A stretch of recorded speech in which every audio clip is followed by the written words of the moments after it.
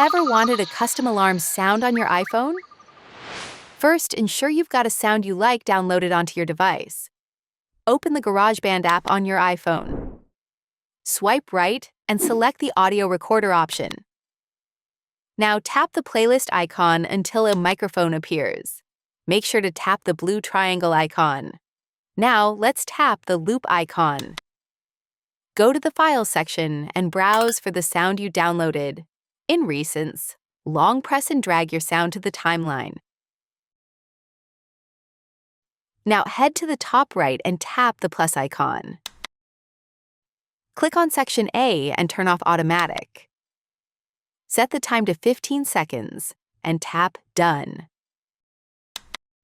Once your sound is set, tap the arrow on the top left and select My Songs. If your sound isn't there, check the Browse section. To export, long press the sound, select Share, and choose Ringtone.